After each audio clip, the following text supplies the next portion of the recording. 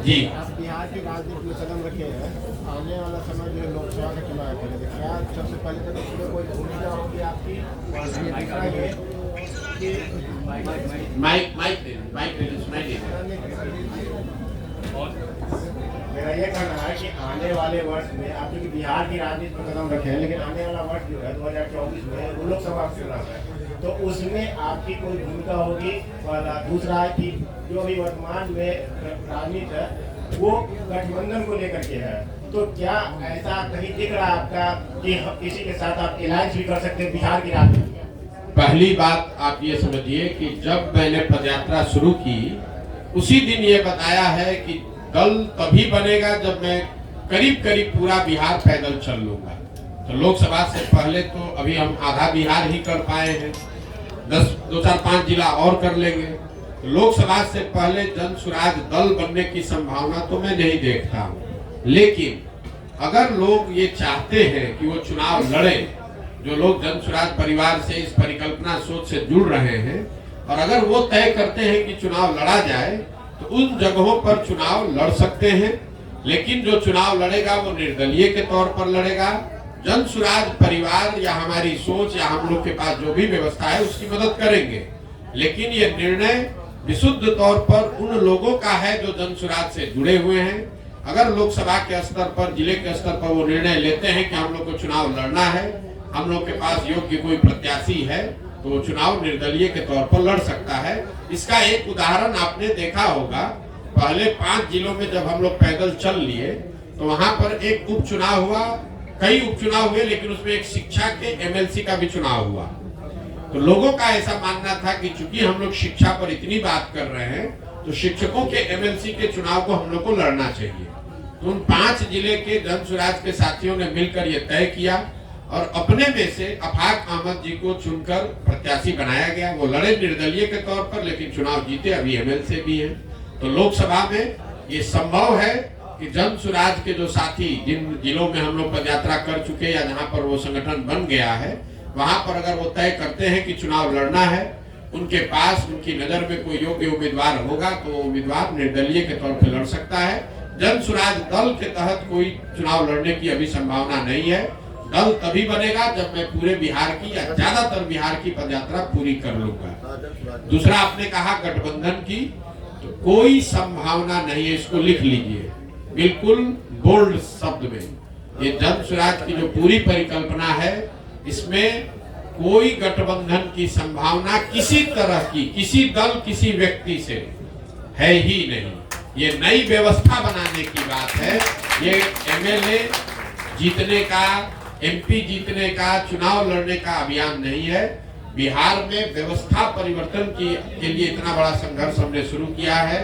हमको 10, 20, 50 एमएलए जिताने में कोई दिलचस्पी नहीं है, एमएलए जिताने में भी दिलचस्पी नहीं है। हमारी दिलचस्पी है कि बिहार को जीता जाए, लेकिन बिहार को सही लोगों के साथ जीता जाए, उनके पास सही लोग जीते और उनके पास योजना हो, तभी बिहार सुधरेगा।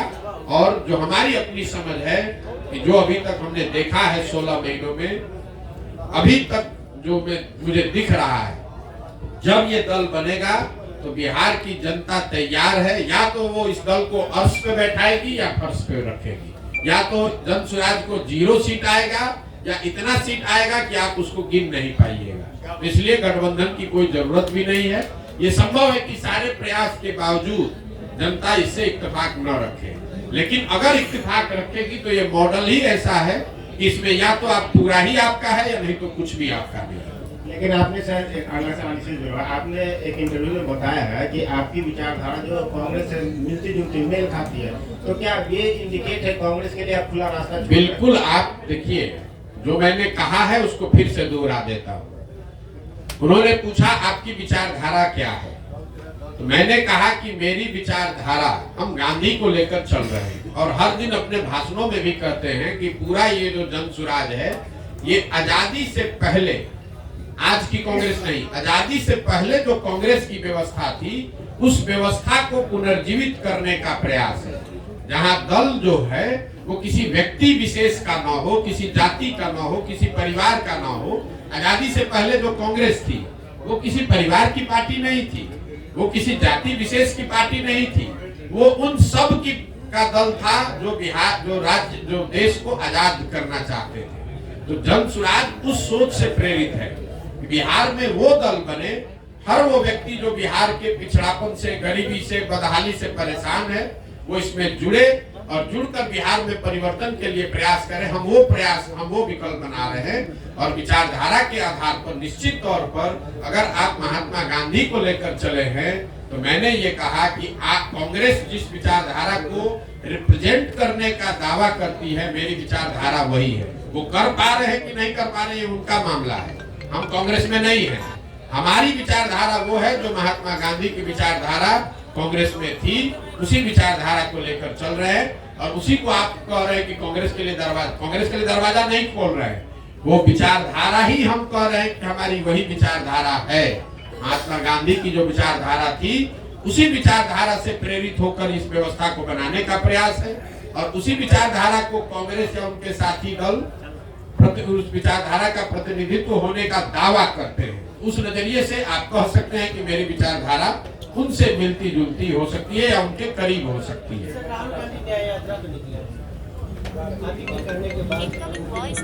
नहीं, राहुल गांधी तो बहुत बड़े नेता हैं, उनको हमारे कहने की और सुझाव की क्या जरूरत है।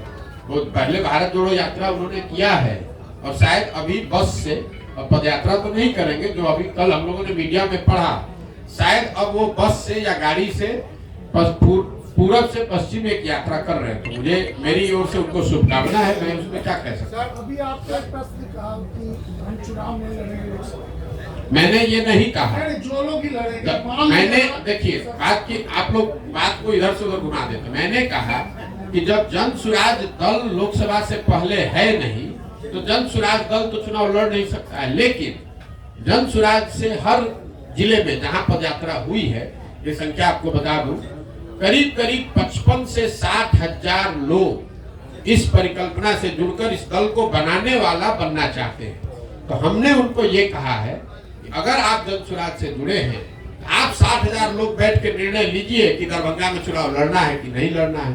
अगर वो निर्णय लेंगे और उनके पास इस विचारधारा के मानदंडों के हिसाब से कोई चेहरा मिल जाए उम्मीदवार के तौर पर, तो उसको हर हालत में पूरी मजबूती से निर्दलीय के तौर पर लड़ाया जाएगा। लेकिन अगर किसी कारण से आपको चुनाव नहीं हो पाता, हमारे जिला की बात है, दरभंगा लोकसभा में नहीं हो पाता, कोई नहीं लड़ेंगे, कोई हड़बड़ी नहीं। लेकिन जो आपके साथ जुड़े हुए लोग हैं, हाँ, उनको आप क्या कहेंगे? किन पार्टी को? कोई दिक्कत कुछ नहीं कहेंगे। आप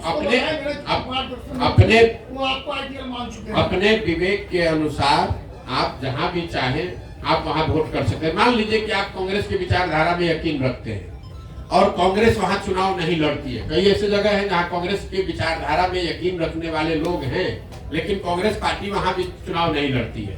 कई ऐसे जगह है जहां बीजेपी के विचारधारा के मानने वाले लोग हैं, लेकिन भाजपा वहां चुनाव नहीं लड़ती है। तो क्या करते हैं, अपनी समझ से जो उपलब्ध ऑप्शन है उसमें से आप चुनाव करके उसको जिसको वोट देना दीजिए।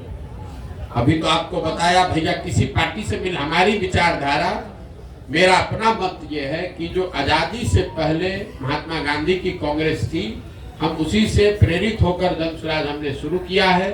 विचारधारा जो गांधी की विचारधारा थी वही विचारधारा जन सुराज की विचारधारा है, या उसको बनाने का आज के संदर्भ में उसी के करीब रहने का प्रयास है। सर, अभी आपने कहा कि लालू के डर से बीजेपी को वोट दिया था, बीजेपी के डर से लालू को। 2005 से लेकर आज तक नीतीश जी को किसके डर से वोट मिला? नीतीश जी को दो वजहों से वोट मिला है। पहली बात, जो नीतीश कुमार को वोट देता है उसका मेन वोट वही है जो लालू जी के खिलाफ वोट देता है। और दूसरा, 2005 से 2010-12 तक उनकी जो सरकार यहाँ चली उसमें कुछ काम होता, सुधार होता लोगों को दिखा, तो वो सुधारवादी लोग भी उनको वोट दिया उन लोगों ने। लेकिन 2014 के बाद से नीतीश जी के राज में सुशासन का वो चीज देखने को नहीं मिला। इसीलिए आप देख रहे हैं कि किसी 2010 में 206 सीट जीतने वाले नीतीश कुमार एनडीए 2020 में जब चुनाव हुआ तो उनको 125 सीट भी जीतने में मुश्किल आई। तो सिर्फ जाति के आधार पर वोट नहीं है। अगर सिर्फ जाति के आधार पर वोट होता तो जो एनडीए चुनाव लड़ी थी 2010 में, वही एनडीए चुनाव लड़ी 2020 में, तो फिर उनका 206 से घट के 120 कैसे हो गया? यही बात तो हम आपको बता रहे हैं। नीतीश कुमार की जो पूरी राजनीति है, जो उनका वोटर है, वो लालू विरोध पर, लालू जी के जंगल राज के विरोध पर ही खड़ी रही है। उसमें एडिशन जैसे जैसे वो आगे बढ़े तो कुछ और लोग जुड़े होंगे, लेकिन मूल वोट जो उनका है वो लालू विरोध का वोट है। जो लालू से डरता है या लालू जी को नहीं चाहता है, वो नीतीश जी को वोट पहले करता रहा है। तो जदयू की राष्ट्रीय कार्यकारिणी की बैठक होने जा रही है जी, जदयू की राष्ट्रीय कार्यकारिणी की बैठक होने जा रही है और संभावना जताई जा रही है कि नीतीश कुमार फिर से पलटी मार सकते हैं। इस पर क्या प्रतिक्रिया आपने? देखिए, नीतीश कुमार के राजनीतिक जीवन का ये अंतिम दौर चल रहा है, राजनीतिक पारी का ये अंतिम दौर चल रहा है। नीतीश कुमार को खुद नहीं मालूम है कि वो कहां हैं और कहां रहेंगे। इतना मैं जरूर कह सकता हूं कि लोकसभा से पहले अब उनके पास कोई विकल्प नहीं है। उनको चुनाव तो महागठबंधन में ही लड़ना पड़ेगा। इसलिए नहीं कि वो पलटी मारना नहीं चाहते हैं, इसलिए कि अगर पलटी मारेंगे भी तो कोई लेने वाला भी तो होना चाहिए। अब आज के तारीख में उनको कोई लेने वाला भी नहीं बचा है। नीतीश कुमार राजनेता के तौर पर और जदयू दल के तौर पर अब बहुत बड़ा बोझ हो गया है। जो उसको उठाने का कोशिश करेगा वो भी उस बोझ के तहत नीचे दब के मर जाएगा। जहां तक आपने कहा राष्ट्रीय कार्यकारिणी की बात, तो नीतीश कुमार का अपना तरीका है। वो ताश के पत्तों के तरह नेताओं को अपने पार्टी में ऊपर नीचे करते रहते हैं। और यही वजह है कि 18 साल से मुख्यमंत्री रहने के बावजूद उन्होंने अपनी पार्टी में कभी कोई एस्टेब्लिश्ड ऑर्गेनाइजेशन या कोई सेकेंड लाइन लीडरशिप बनाया ही नहीं। किसी को लाते हैं, उससे काम निकाला। मान लीजिए 14 में हम पर उन्होंने दाव लगाया, हमको लेकर आए, घोषणा कर दिया कि यही हमारे उत्तराधिकारी हैं, यही आगे रहेंगे। 14 में चुनाव जीत गए, उसके बाद सोचते अच्छा प्रशांत किशोर कहीं बड़ा ना हो जाए तो इसको हटा के आप दूसरे को बढ़ाओ। इस चीज का मलाल है सर आपको? बिल्कुल मलाल नहीं है। आप हमको नहीं जानते हैं। हम जीवन में वो लोग नहीं है जो किसी निर्णय पर मलाल करें। हमारे माता पिता और हमारे गुरुओं ने सिखाया है कि जीवन में जो आप काम करते हैं उसके अगर उसमें आपको कुछ गलती हो जाए तो उससे दो रास्ते आपके पास है। एक, आप अपने निर्णय और अनुभव के आधार पर सीख सकते हैं, सीख कर आगे जीवन में गलती न करें ये कर सकते हैं, या उसका मलाल कर सकते हैं। हम मलाल करने वाले लोग नहीं हैं। एक बार नीतीश कुमार ने अगर धोखा किया, उसके बाद नीतीश कुमार चाहे 20 बार हमारे पास आ गए, कितनी बार बात कर ली, कितने संदेश भिजवा दिए, हमने कह दिया कि अब फिर सियार सर्कुल के नीचे नहीं जाएंगे। हमको चाहे 1 बरस लगे कि 10 बरस लगे, अब नीतीश कुमार के साथ जाने का कोई सवाल नहीं है। नीतीश कुमार जब महागठबंधन बनाए, इस बार आपको पता चला जब बनाए तब हमको आकर मार्च में 6 महीना पहले आकर सबसे पहले हम ही से सलाह किया कि भाई हम महागठबंधन बनाना चाहते हैं, आप इधर आ जाइए। आप तो भाजपा के खिलाफ हमारी मदद करना चाहते थे। उस समय भी हमने कहा कि हम नहीं मिलेंगे, अब नहीं आ सकते हैं, आपको जो करना है वो कीजिए, हम अपनी नई व्यवस्था ही बनाना चाहते हैं। अरे प्रशांत किशोर जी, मेरा एक सवाल है जी कि आपने अभी अपने ही माना इस बात को कि बिहार में जातीय के आधार पे लोग वोट देते हैं। जाति भी एक आधार है। जाति भी आधार जी। है। कुछ लोग भाजपा के विरोध में आरजेडी को वोट देते हैं जी। कुछ लोग आरजेडी के लोग। क्या लगता है जिस तरह से आप घूम रहे हैं, बहुत राह आसान है आपके लिए बिहार में जिस विजन को लेके आप चले हैं? मेरे भाई ऐसा है, हम आसान राह वाले लोग नहीं हैं। 2010-11 में हम अगर दरभंगा में आकर आपको ये बताते कि मैं कोई चुनाव प्रबंधन रणनीतिकार के तौर पर काम शुरू कर रहा हूं, जिसमें देश भर के दल और नेता हमसे आकर सलाह, हम जैसे लोगों से आकर सलाह लेंगे और अपना चुनाव लड़ेंगे और चुनाव हराया जिताया जा सकता है, तो पत्रकार के नाते या नागरिक होने के नाते आप क्या करते? हंसते या फिर कहते अच्छा करके देखिए, इससे तो कुछ हो नहीं सकता है। जो पहले से नेता है वो आपसे सलाह क्यों लेगा? लेकिन 10 वर्ष में उस चीज को हमने प्रमाणिक तौर पे करके दिखाया। मान लीजिए कि हमने भाजपा की मदद की, वो जीते। कुछ लोगों ने माना हाँ भाई इनमें दम है, कुछ लोगों ने कहा भाई इनका क्या था, तो मोदी जी का दम था। फिर जब 2015 में भाजपा को यहाँ हरा दिया तो कुछ और लोगों ने माना कि नहीं भाई कुछ तो ये लड़का जरूर जानता है। लेकिन कई लोगों ने कहा भाई इसमें इनका क्या है, तो लालू नीतीश का करिश्मा था। फिर जाके पंजाब जीते तो लोगों ने कहा ना भाई कुछ तो जरूर जानता होगा, तभी पंजाब भी जीत गया। तेलंगाना जीते, आंध्रा जीते, तमिलनाडु जीते, महाराष्ट्र जीते, दिल्ली जीते, वेस्ट बंगाल जीते, तब ना लोग मान रहे हैं कि भैया इनको चुनाव लड़ाने आता है। एक दिन में तो आप माने नहीं है। तो वैसे ही अगर आज हम चल रहे हैं तो स्वाभाविक तौर पर लोगों को यही लगेगा कि बड़ा कठिन है, और कठिन है इसीलिए हमको करना है। लेकिन अगर आप उसको 2 बरस, 3 बरस, 4 बरस, 5 बरस ईमानदारी से, मेहनत से करेंगे तो निश्चित तौर पर इसको किया जा सकता है। हम उनमें से नहीं है जो आकर कहीं लड़ाई में घुस गया। अगर हम यहाँ लड़ने आए हैं तो आप ये मान कर चलिए कि जितनी भी राजनीतिक समझ रखने वाले यहाँ लोग हैं, थोड़ी बहुत समझ हमको भी है। आप ये मान कर चलिए कि इसके जीतने का पूरा खाका हम बनाकर आए हुए हैं। हम उनमें से नहीं है जो आ गया वैसे घूमने लगे। इतना तो आप भी जान रहे हैं। हमको इतना हमको आप होशियार नहीं मानिए, लेकिन बेवकूफ तो बहुत कम लोग कहेगा कि प्रधान बेवकूफ है। अगर बेवकूफ कहे भी तो कोई दिक्कत नहीं है।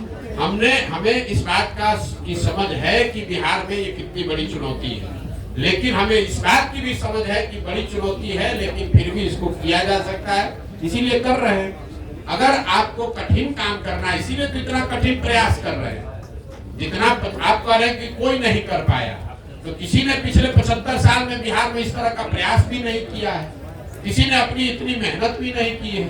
तो हमको मालूम है कि कठिन काम है, इसलिए ज्यादा मेहनत करना पड़ेगा।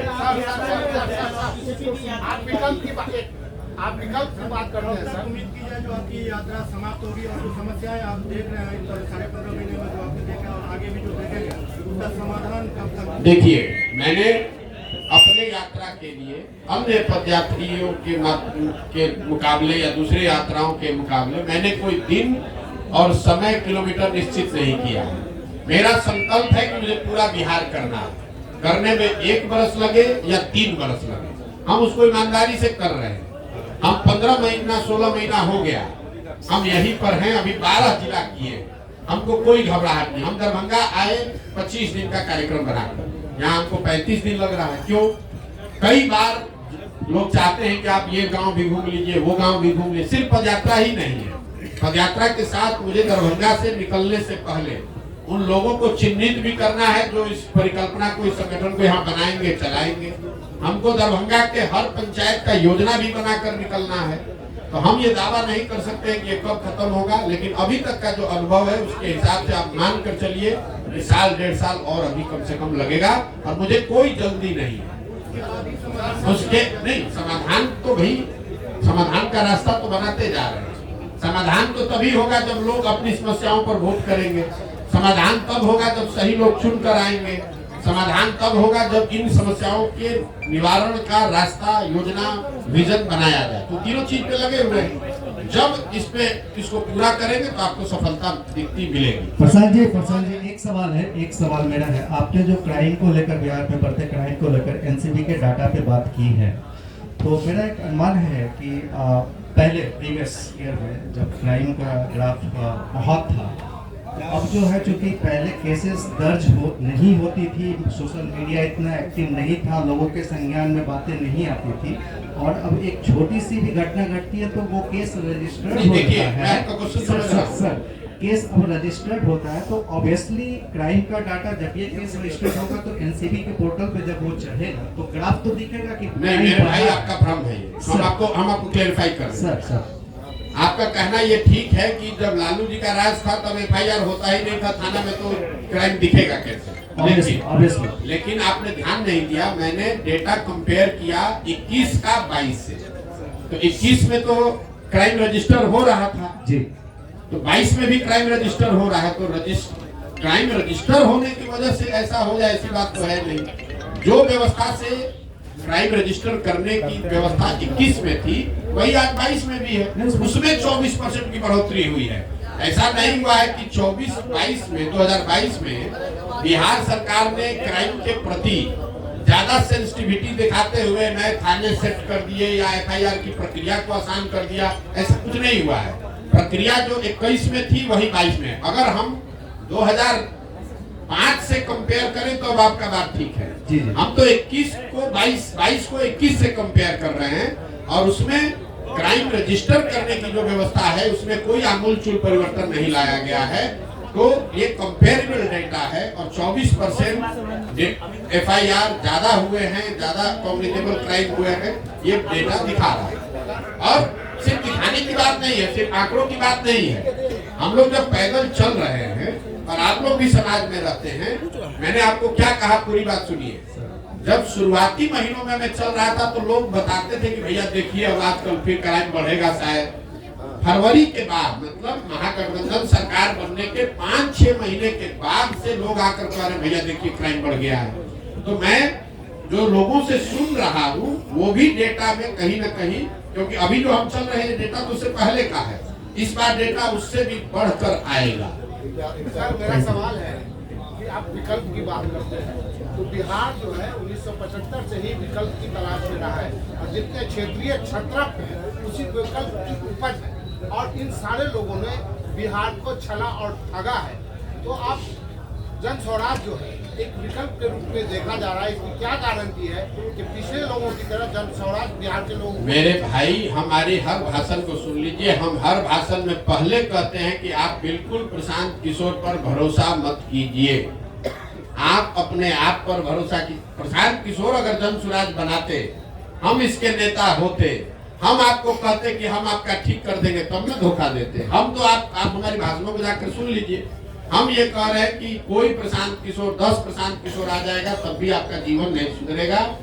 आपको अपने आप में अपने वोटिंग बिहेवियर में सुधार करना है और दल अगर बनाना है तो सबको मिलकर बनाना होगा ताकि कोई किसी को न ठगे। अगर बिहार के 10 लाख लोग मिलकर दल बना रहे हैं तो सब लोग तो एक दिन में नहीं परिवर्तित हो जाएगा। प्रशांत किशोर तो ठग सकते हैं। आपने कहा पहले हुआ है, पहले किसने यहाँ बिहार में सबको सबसे संवाद करके मिलके इतनी बड़ी पदयात्रा करके किसने दल बनाया? यहाँ दल तो आधा मिनट में बनता है। जो दल बनाया वो कहा कि हम इसके नेता रहेंगे और हमारे बाद हमारे बेटा रहेंगे। दल तो यहाँ ऐसे ही बनता है। बिहार के लोगों से बातचीत करके कोई दल बना हो, आप हमको बता दीजिए, हम मान लेंगे कि भाई हमारी गलती है। प्रशांत जी मेरा दो सवाल है। कुछ लोगों का कहना है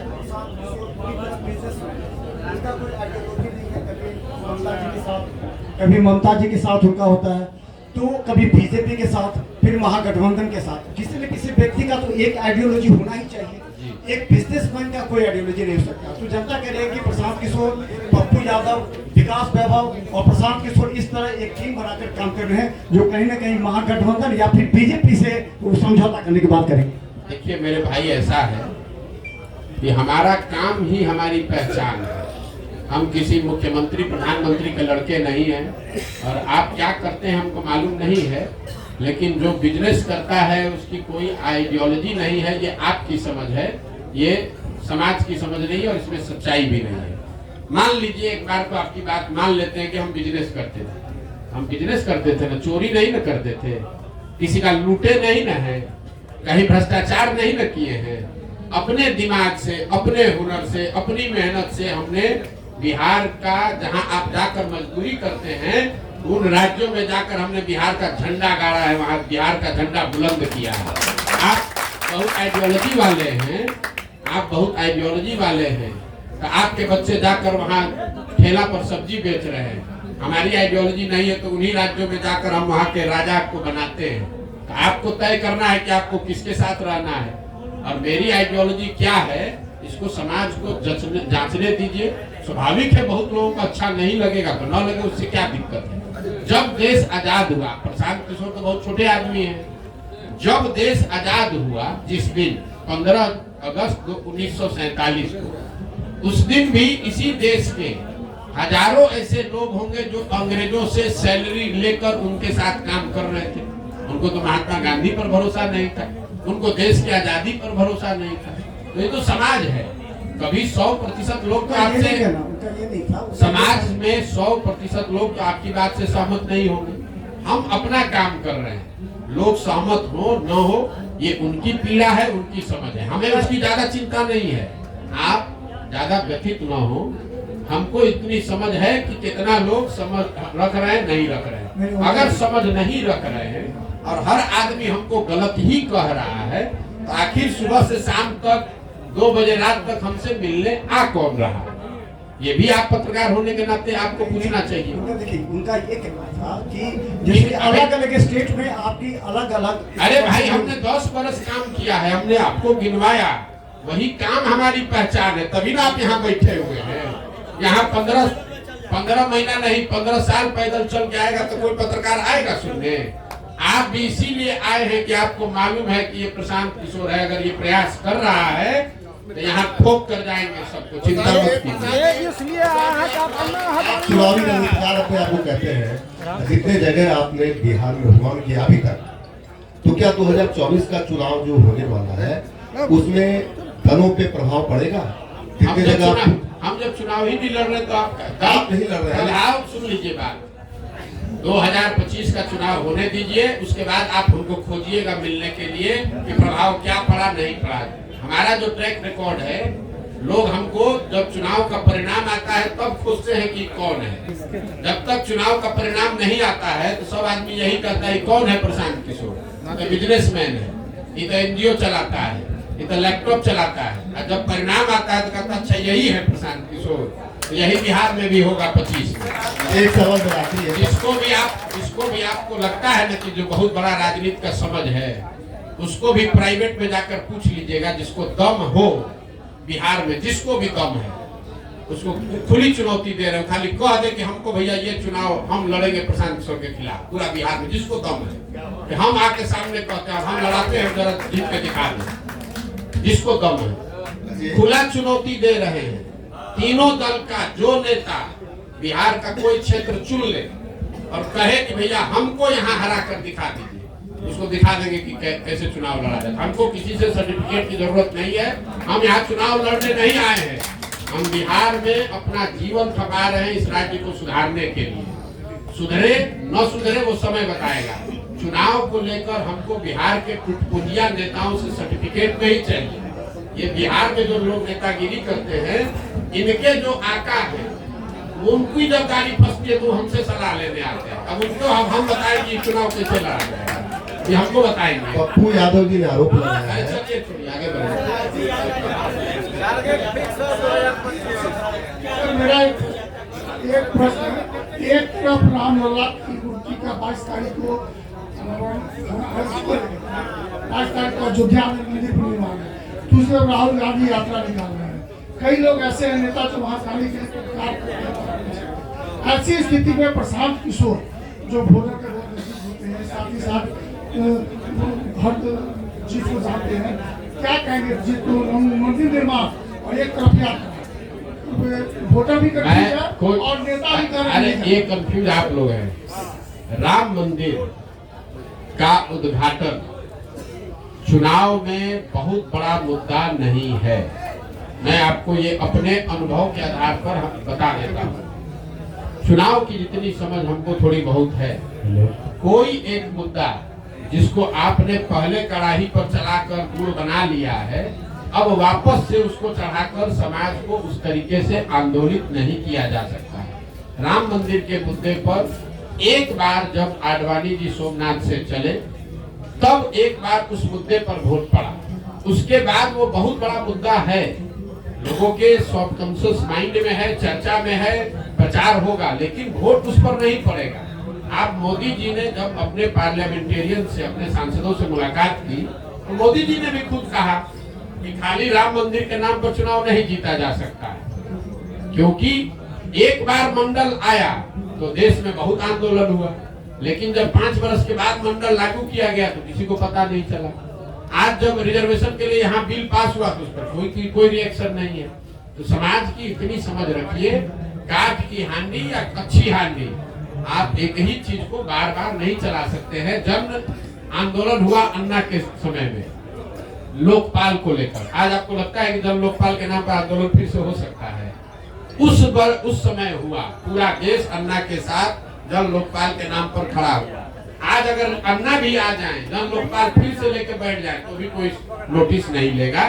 तो राम मंदिर का उद्घाटन बहुत बड़ी घटना है, उसकी चर्चा होगी, बीजेपी उसका प्रचार प्रसार भी करेगी, उसका लाभ लेने का कोशिश भी करेगी, लेकिन वोट उस पर बहुत ज्यादा प्रभावित उसकी वजह से नहीं हो, दूसरी वजह से लोग वोट भले दे दे, वो अलग बात है। राम मंदिर का निर्माण एक घटना बहुत बड़ी घटना है, उसका उद्घाटन बहुत बड़ी घटना है। हाँ सर, राम मंदिर का निर्माण नहीं, बात घुमाते बहुत है। राम मंदिर का उद्घाटन एक बड़ी घटना है, लेकिन उस घटना का वोट पर सीधा प्रभाव नहीं पड़ेगा। आप जाकर यहाँ पूछ लीजिए जो भाजपा को वोट दे रहा है कि वोट आप इसलिए दे रहे हैं कि 22 तारीख को उद्घाटन है, कि वोट आप इसलिए दे रहे हैं कि मोदी जी नेता है। तो ज्यादातर लोग कहेंगे कि हम वोट मोदी की वजह से दे रहे हैं। ये नहीं कहेगा कि 22 तारीख को उद्घाटन है इसलिए हम कम्युनिस्ट पार्टी के वोटर थे, क्योंकि 22 को उद्घाटन है तो भाजपा को देने लगेंगे। ऐसा लोग नहीं मिलेगा। हाँ सर, दिख रहा है प्रसाद, मोदी को टक्कर देने वाला विपक्ष में कोई दिख रहा है चेहरा आपको? मेरे भाई एक चीज मैं आपको बता दूं, देश में विपक्ष कभी कमजोर नहीं होता है, विपक्षी पार्टी कमजोर हो सकती है। जो मोदी जी महामानव बताए जा रहे हैं, इनको कोई नहीं हरा सकता है। 2000 आगे की बात छोड़ दीजिए, भविष्य की 2019 में जब वो चुनाव लड़े, पूरी उनकी ताकत, उनका करिश्मा, संघ, आइडियोलॉजी, पुलवामा सब मिला दीजिए, तब भी जो 100 लोग वोट देने गए बूथ पर, उसमें 38 लोगों ने मोदी जी के भाजपा के पक्ष में वोट दिया, 62 लोगों ने नहीं दिया। तो 62 लोग ज्यादा है कि 38 ज्यादा है? तो इस देश में विपक्ष कभी कमजोर नहीं है। ये जरूर है कि विपक्ष का जो दल, विपक्ष की सेंटिमेंट को रिप्रेजेंट करने वाले जो दल है वो कमजोर हो सकते हैं। इसलिए आप गांव देहात में घूमते हैं तो ऐसा नहीं है कि हर गांव में लोग जय जयकारा कर रहा है कि भैया भाजपा आ गई तो हमारा जीवन बदल गया, लेकिन फिर भी जाकर वो वोट इसलिए दे सकता है कि उसको लगता है कि राहुल गांधी के मुकाबले तो फिर भी ये ठीक है, या लालू यादव के मुकाबले फिर भी ठीक है, इसलिए लोग वोट देते हैं। चेहरा कोई नहीं है।